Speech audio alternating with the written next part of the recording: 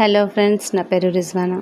So TET డిఎస్సిలో భాగంగా మనకు సైకాలజీలో వైయక్తిక భేదాల నుంచి ప్రతి పేపర్లో మీకు ఒక బిట్ వస్తుంది. సో 1 or 2 బిట్స్ అయితే కంపల్సరీ వస్తాయి.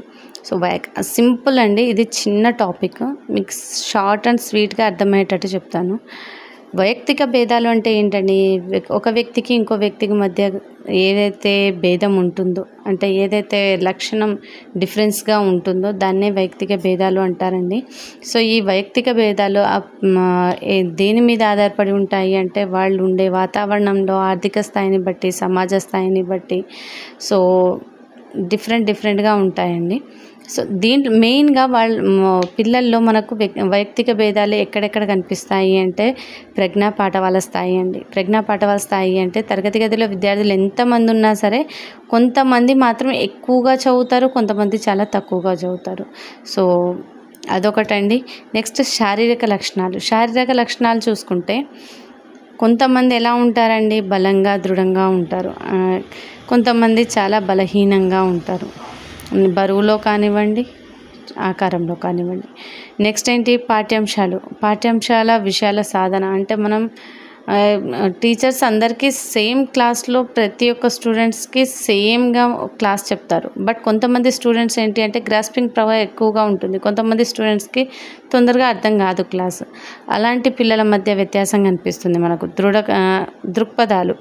దృక్పథాలు అంటే ఏంటండి? విద్య పట్ల సద్భావన కలిగి ఉండడం. విద్య అంటే మనకు ఇవాళ రేపు చదువుకున్న పేరెంట్స్ ఉన్నారు అంటే పిల్లలకు కంప్లీట్గా ఎక్స్ప్లెయిన్ చేస్తారు. అంటే చదివితే ఇలా ఉంటుంది, మనకి ఇలా వస్తాయి, ఒకవేళ అర్థం కాకపోతే వాళ్ళకి ఇలా ఉంటుంది అనేసి ఎక్స్ప్లెయిన్ చేసి చెప్తారు. చదువుకోని పేరెంట్స్ ఉన్నారనుకోండి, కొంతమంది వాళ్ళు చదువుకోగలరు, కొంతమంది పేరెంట్స్ కూడా చెప్పలేని పరిస్థితిలో ఉంటే వాళ్ళు వెనకబడిపోతారు.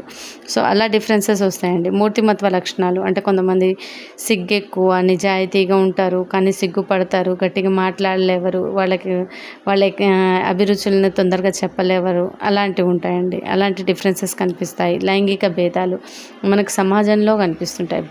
బాలికల మధ్య కనిపించడము.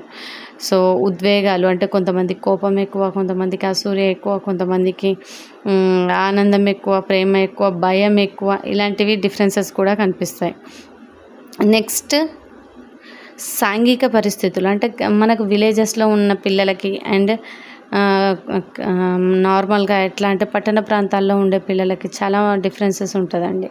సో ఇలా మనకు డిఫరెన్సెస్ ఎక్కడెక్కడ చూడొచ్చు పిల్లల్లో అంటే ఈ పైన మనం డిస్కస్ చేసిన భాగాల్లో ప్రజ్ఞా పాఠవాల్లో కానీ, శారీరక లక్షణాల్లో కానీ, పాఠ్యాంశ విషయాల్లో కానీ, దృక్పథాల్లో కానీ, మూర్తిమత్వ లక్షణాల్లో కానీ, లైంగికంగా కానీ, ఉద్వేగ రీతులలో కానీ, సాంఘిక పరిస్థితుల్లో కానీ, ఆర్థిక పరిస్థితుల్లో కానీ మనం చూసుకోవచ్చండి. సో మెయిన్గా ఏంటి అంటే దీంట్లో మెయిన్ ఇంపార్టెంట్ ఏంటంటే వైయక్తిక భేదాలండి. సో వైయక్తిక భేదాలు అంటే ఒక పర్సన్కి ఇంకొక పర్సన్కి మధ్య ఉన్న భేదాన్ని ఎక్స్ప్లెయిన్ చేస్తే దాన్ని అంతర వ్యక్తిగత భేదాలు అంటారండి. ఒక పర్సన్కి వేరే పర్సన్కి మధ్య ఉన్న భేదాన్ని ఎక్స్ప్లెయిన్ చేస్తే అంతర వ్యక్తిగత భేదాలు అంటారు. సో ఒక పర్సన్కి తనకు ఏ భేదం ఉంది అని ఎక్స్ప్లెయిన్ చేయడాన్ని వ్యక్త్యంతర భేదాలు అంటారండి. ఫస్ట్ చూడండి, అంతర వ్యక్తిగత భేదాలు అంటే ఇద్దరు పర్సన్స్ చూసుకుంటే ఒకళ్ళు బాగా చదివే వాళ్ళు ఉంటారు, ఒకళ్ళు చదవని వాళ్ళు ఉంటారు. ఎగ్జాంపుల్ తరగతి గది మనకి. సో అలాంటి తరగతి గదిలో ఎక్కువగా చదివే స్టూడెంట్ ఒకళ్ళు ఉంటారు, కొంచెం అతనికంటే తక్కువగా చదివే స్టూడెంట్స్ ఇంకొకళ్ళు ఉంటారు. సో ఇలా వీళ్ళిద్దరి మధ్య డిఫరెన్సెస్ మనం ఎగ్జాంపుల్గా చూపిస్తే అది అంతర వ్యక్తిగత భేదం అండి. వ్యక్తి అంతర భేదం ఏంటి అంటే మనకు ఒక మ్యాథ్స్లో మనం పర్ఫెక్ట్ అయి ఉండొచ్చు, బట్ సోషల్లో మనం వీక్ అయి ఉండొచ్చు. ఈ డిఫరెన్సెస్ అంటే నేను మ్యాథ్స్లో పర్ఫెక్ట్, సోషల్లో కొంచెం డల్ కంపారిటివ్లీ మ్యాథ్స్. నా గురించి మాత్రమే నేను ఏది గొప్ప ఏది తక్కువ అని చెప్పుకోగలిగితే అది వ్యక్తి అంతర్గత భేదం అండి.